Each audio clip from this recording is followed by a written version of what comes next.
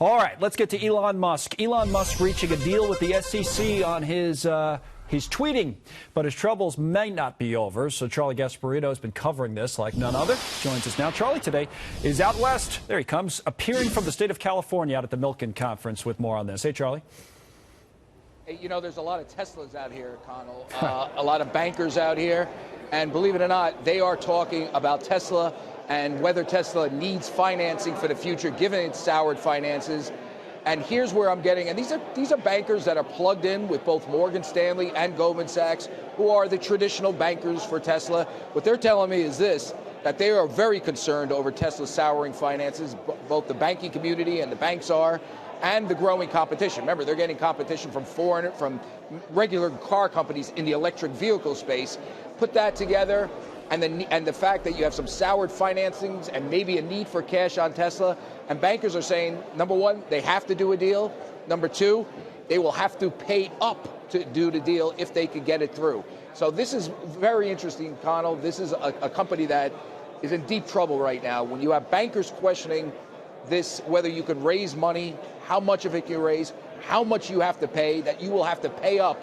This is not a place you want to be in if you're Elon Musk. The two main bankers of Tesla has always been Morgan Stanley and Goldman Sachs. We have calls out to both of them. Goldman Sachs CEO David Solomon is walking around here at the Milken Conference. I may grab him and ask him about this, but this is a fascinating situation. It's an inflection point for Tesla right now, whether they could raise money, and the increasing skepticism among bankers, particularly the bankers that serve them, Goldman Sachs, Morgan Stanley, as to whether they can raise it and how much Tesla would have to pay up for it, given its finances, and given the fact that there's a risk associated to this.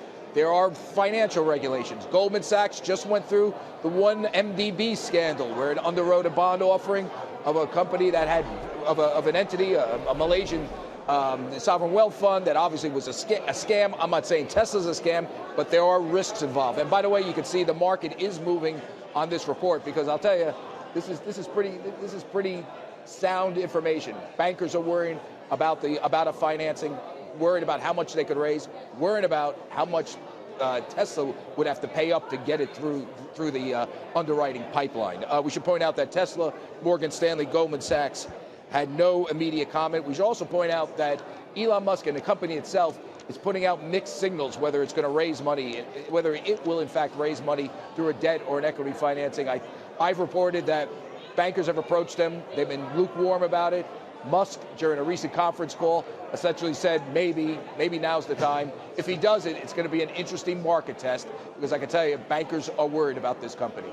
It's interesting. You know, what's interesting about it, Charlie, is that the stock originally today, well, it's still up. It's up 2.5%. It's up, but it's off on this. But yeah, I think it's coming back off intraday because, it's up because he cuts this deal supposedly with the SEC, where a lawyer's got to kind of check his tweets, and they say maybe that's behind him. But your larger point is, like, this is a much bigger deal. It's by no stretch behind him. Yeah, I mean, listen, if he can't raise money, there is a question whether Tesla could actually raise money. What is the price target? Are people going to take the risk?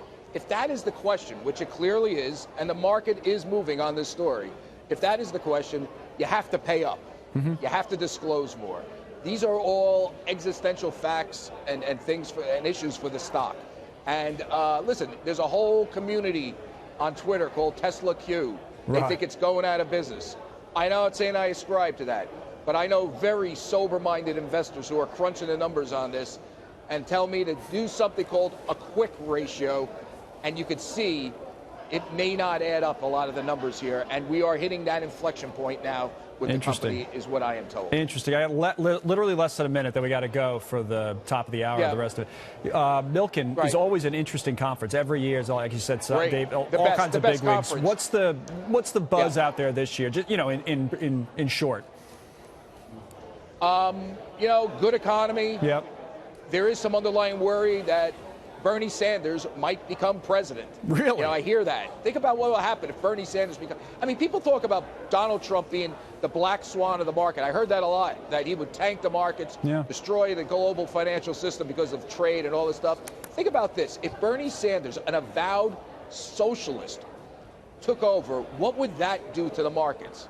And people are starting to talk about that here. That is Very interesting. That's very interesting. That's, all right, good to see you. is a black swan. Well, kind of. I don't know. No, that's the word. That's some sort of a swan. Thank you, Charlie.